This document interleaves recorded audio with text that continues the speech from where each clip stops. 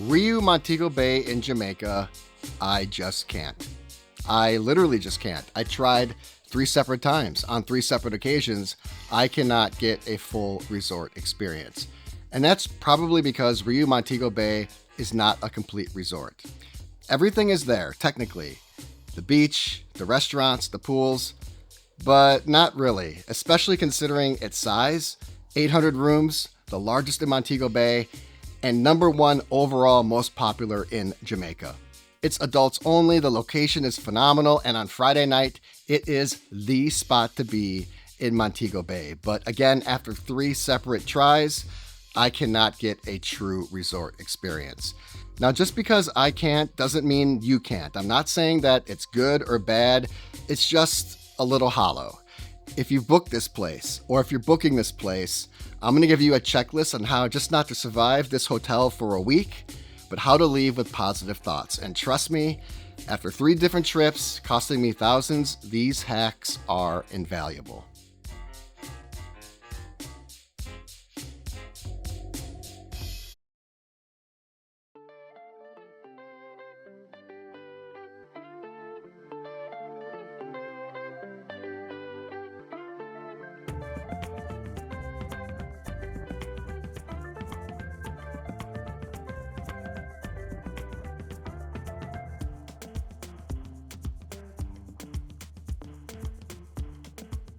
Usually the rooms at a Riu are an afterthought, but here at Riu Montego Bay, they are one of the bright spots. Luxurious? No. Let's remember where we are. This is an entry-level room at an entry-level all-inclusive resort. But the rooms were remodeled a couple of years ago, and the white canvas with the wood accents and earthy tone features create a much more warm and inviting space. And most notably, the makeover feels just as fresh today as when I first experienced it 18 months ago. The rooms are crisp and clean. The base room is about 312 square feet, which is definitely enough space considering the price, and definitely enough space to live comfortably for the week. In typical fashion, the bathroom is all the way at the back. The vibe is very hospital chic, but the dual vanity and the glass shower and just overall efficiency of space, it's acknowledged. Basically, this is the same Riu room that you're also going to find at the newly remodeled Riu Santa Fe in Cabo, and that you're also going to find at new builds like Riu Latino in Cancun. It's got a king-size bed, a new television, lots of space for luggage storage, and of course the liquor dispenser, which does vary based on location, and here in Montego Bay, it's whiskey, rum, vodka, and gin.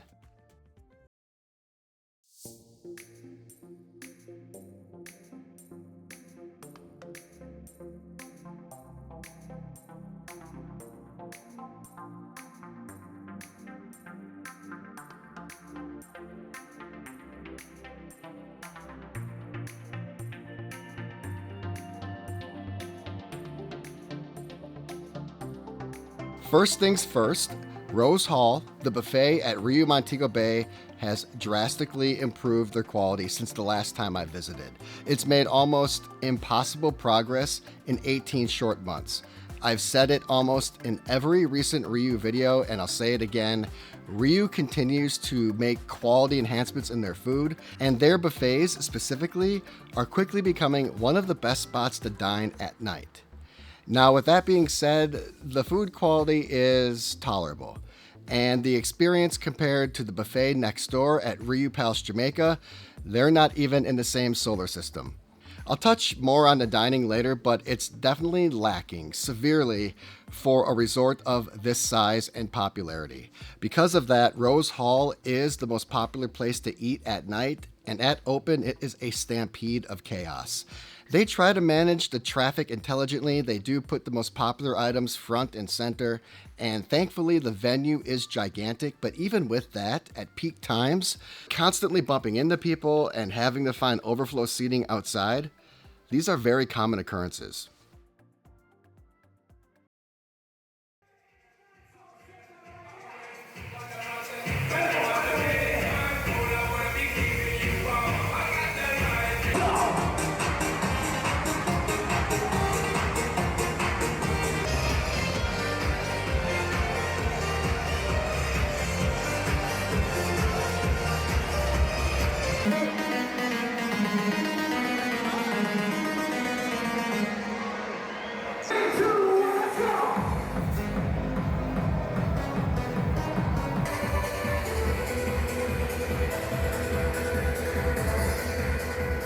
The white party or neon party, depending on which night you're there, is the reason to stay at Riu Montego Bay.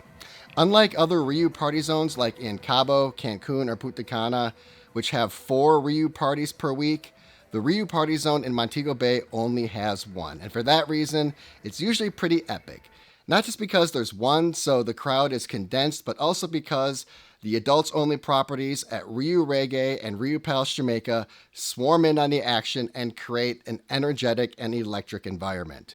The evening starts at 7 p.m., and usually at that time it's 70s disco, 80s rock hits, but by 9:30 the professional partiers are on scene and the DJ transitions either to modern dance music, club anthems, or Jamaica hits. Out of all of the resorts in Jamaica, this is the spot to be on Friday night. So much so that Riu Montego Bay usually enforces a 4-night minimum stay when you book. Sometimes it lowers to 3, but sometimes it upticks to 5. It just depends on demand. But anyone who thinks they're cleverly going to book a weekend reservation, hit the party on Friday, beach pool on Saturday, and then bounce on Sunday, you are sorely mistaken. And that is because of the epic Friday night party at Riu Montego Bay.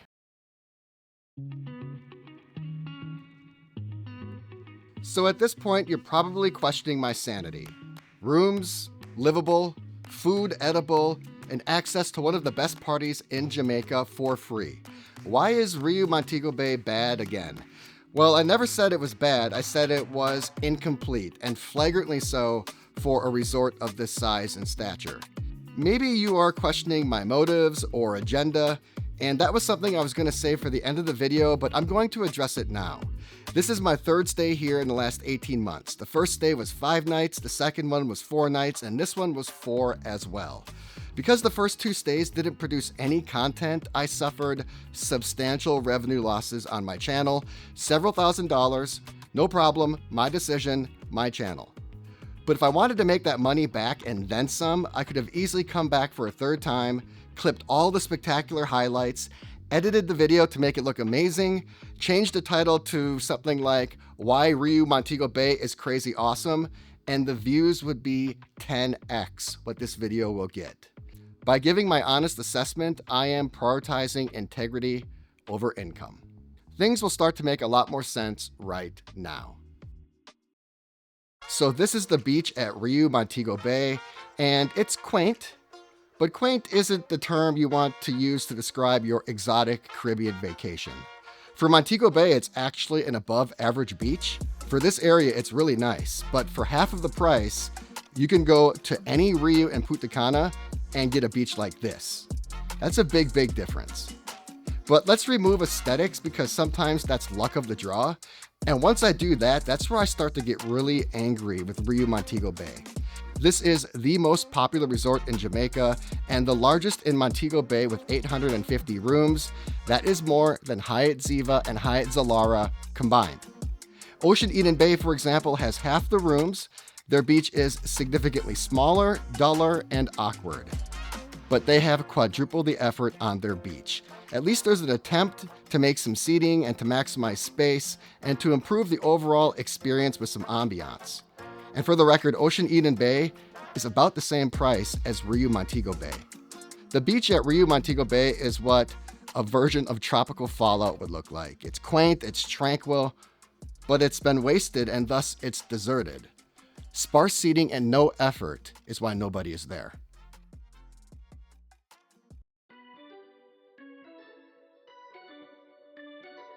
I definitely have PTSD from the pools at Riu Montego Bay, and I just realized that right now. This is where my trip has ended every single time, and I clearly have selective perception from the trauma inflicted upon me by how basic and small these pools are. Are we serious about the size, the style, the shape, and just the overall state of the pools at Riu Montego Bay? Why does Riu Bamboo, the cheapest, most basic entry-level Riu on the planet, have an infinitely better pool game than Riu Montego Bay? And for that matter, the main pool at the Holiday Inn Montego Bay looks like the Shangri-La compared to the main pool here. There are 850 rooms on site, and if we assume 2 people per room, that's 1,700 people at this resort at any given time, which is more people than the city I grew up in. And this is the main pool. I will spare you the diatribe on the side pools, support pools. Just go watch some of my older Japanese content. Some of the bathtubs inside my hotel rooms are bigger than these pools. Luckily on this trip, I didn't rip the ejection cord right here and I soldiered on. And I'm very thankful for that because I did find some cool stuff to do tonight. I mean, it is Saturday at Riu Montego Bay. How could I possibly stop here? But the pools are ridiculous, and the pools plus the beach, deal breaker.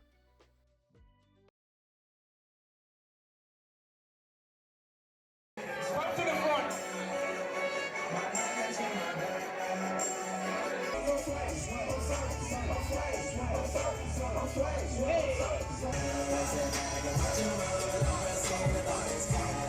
Time I spent on some locked up in the back of the paddy wagon. Smiled on wrist, see my dreams unfold. The beach bash was fun. It was backwards in every way possible, but it was refreshingly unfiltered with similar aged people with a passion both for hip hop and for travel.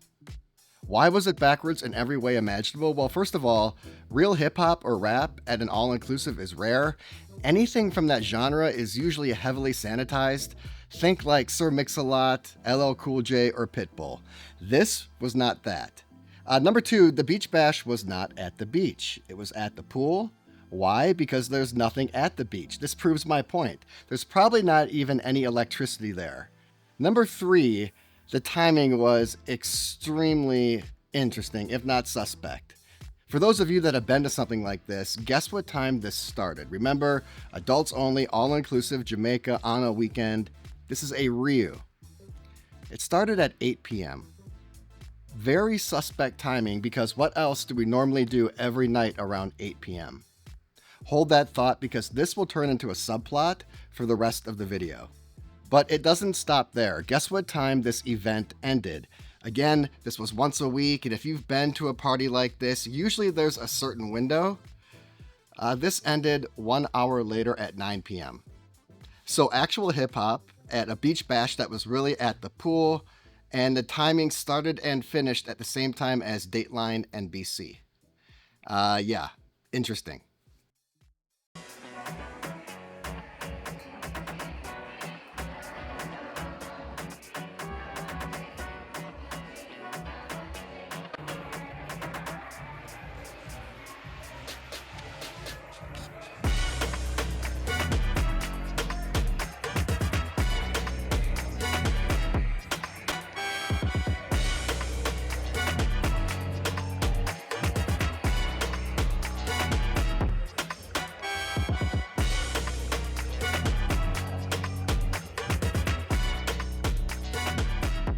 The discotheque was a vibe. And not only that, it was beautiful.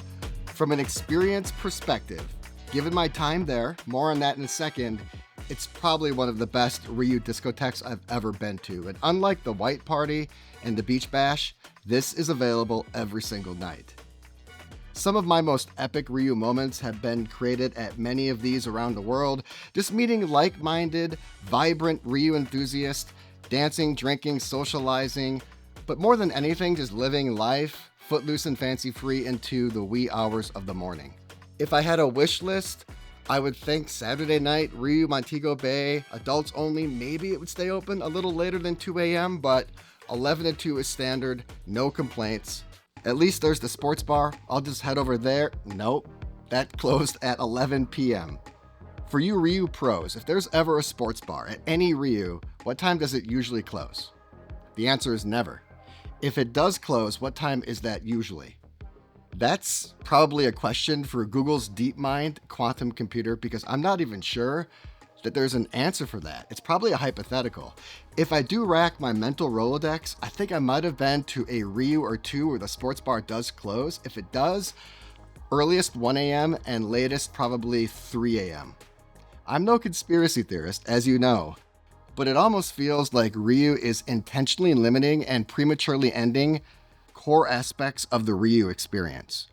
Incomplete. Remember, this was a topic at the start of the video. Incomplete is now starting to feel like not included. The subplot thickens.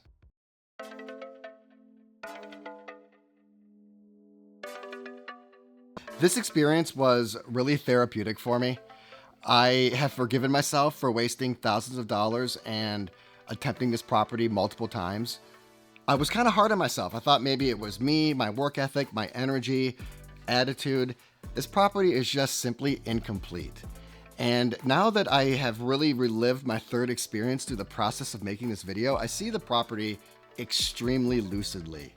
Firstly, it's an asterisk. It's an exception. It's an outlier. It's not an example of the Riu experience. Riu definitely is not the most luxurious experience, but I find the company, the organization really classy, and just this experience was definitely an anomaly. And overall, personally, I just love the Riu brand. I think it's unlike any other all-inclusive property. In fact, before this, I was just at Riu Palace Aquarelle, and this family resort 45 minutes away in the middle of nowhere, I kind of booked as a joke. It was new.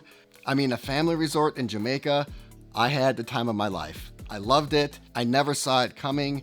In fact, it's the reason why I slept all day and all night my first night here at Riu Montego Bay. It's one of the best Rius in the entire ecosystem. And by the way, if you're wondering what I did last night on my fourth night, I did dinner at Culinarium, which is the best restaurant here, and we are definitely going to talk about the food. But I do hold Riu in really high esteem, and making this video is actually painful. I haven't called out a resort like this in a long time, and I never expected it to be a Riu, and a really prominent one, Riu Montego Bay. Rius are usually the paragon of predictability. I mean, they are what they are, but usually they're consistent. Authenticity isn't easy, but Riu Montego Bay is obnoxiously miserly, to the point that the advertised experience, it's kind of deceitful because getting it, it's like a rigged carnival game. It's just not possible. A couple weeks ago, I talked about the all-inclusive model and how it's insanely profitable. It's a license to print money. That's why everyone is getting in on it, from boutiques to the mega brands. People are usually flabbergasted by the all-inclusive model. They think it's a mysterious concoction of sophisticated mathematics, extreme efficiencies, expensive predictive engines, and then massive economies of scale. Really, it's so simple. It's the opposite. All-inclusives aren't as much as you want. It's just as much as you can get. It's a sleight of hand. You can go to the bar and order 10 shots, or you can go to dinner and order 3 entrees. You've seen me do both. But the bar has to be open.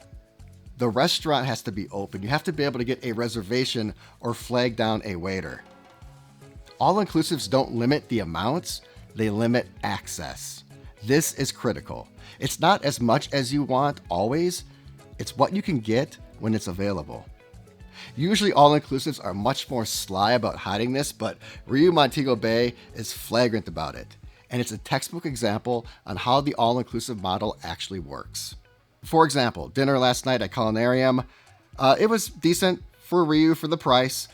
And for those of you that aren't really acquainted with Riu, at non-palace properties, just regular Rius, Culinarium is the best restaurant. It is the marquee place to eat. It has the best menu, the best quality, the best service, and the best experience. And this is really important. Now let's look at the schedule of when Culinarium is open. Look how many days off it has. And this is the best restaurant here. Notice how they're limiting access. And speaking of limiting access, let's look at the other restaurants. There's actually only 2 restaurants here, Culinarium and a steakhouse. The buffet is the buffet. The Italian restaurant is actually a buffet that's masquerading as a restaurant. If we look at the menu, there's only 5 choices to order from. The rest is a buffet. And then the Asian restaurant is hibachi, so there's no menu at all. So it's basically 3 buffets and 2 restaurants, which makes the steakhouse by default the second best restaurant, or just the second restaurant. Notice how they're limiting access. And speaking of that, let's take a look at the restaurant windows. Typically at an all-inclusive, it's 6 p.m. to 10 p.m. At elite all-inclusives like Dreams, Secrets, Moon Palace, elite in terms of service, this will be from 6 to 11. Now let's look at Riu's. The restaurant window is 6:30 to 9. And it's actually 6:30 to 8:30 because if you walk up at 8:50, you're getting turned away. So again, it's not that they're limiting the amounts, they're limiting access. The days the restaurants are open, they're actually limiting actual restaurants, and then the hours in which you can attend. They limit supply, not demand. Demand is always going to be pent up. If you can't get a reservation or a drink by the time the restaurant closes, that's on you. I could go on and on, but you see it now. They limit access, not the amounts. The sports bar closing at 11 p.m., the beach bash from 8 to 9, so if you want to go, you have to skip dinner. I expect this behavior from Vegas, but at least Vegas would be more sophisticated in hiding it. This is so flagrantly insulting that I cannot hold back. I'm always honest, critical, fair, diplomatic, and respectful. But then I ask myself, is Riu Montego Bay being honest, fair, diplomatic, and respectful to their customers? I don't think so.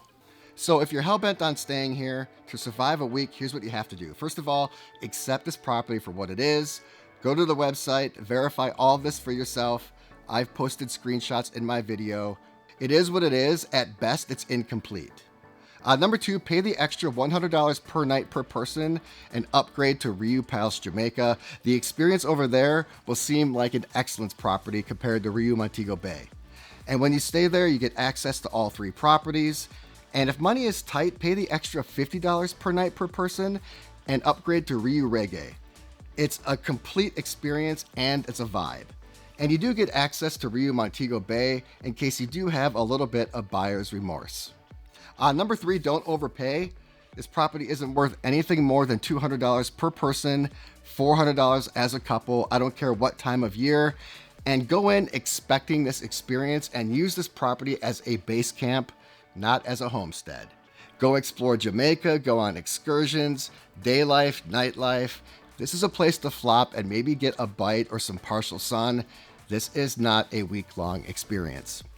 And lastly, take advantage of every perk or promo offered by the resort, whether it's the free airport transfer, a discount on excursions, if that's really even a real thing. And interestingly, when I was there, Riu had a phenomenal deal on the hottest club in Montego Bay. I think it was 2727, and they had a heavily discounted entrance fee. Maybe it was even free, and they had free transport back and forth. And usually hotels will not even let you leave the property alone. You need a chaperone, and Riu will provide transportation there and back. They're kind of your safety umbrella. It's an incredible deal all around. And I wonder if that partnership has anything to do with this specific Riu drastically limiting their supply in their nightlife. Is that why everything is closing early? Is it to drive people to this club? Well, I can obviously never go back to Jamaica now after this expose, but I cannot remain silent. If you booked this resort unknowingly, you have entered an abyss. You've booked the most popular resort in Jamaica, the largest in Montego Bay, but internally it's incredibly incomplete, leaving you idle indefinitely if you stay. Straight and narrow are your soldiers cast. Good night.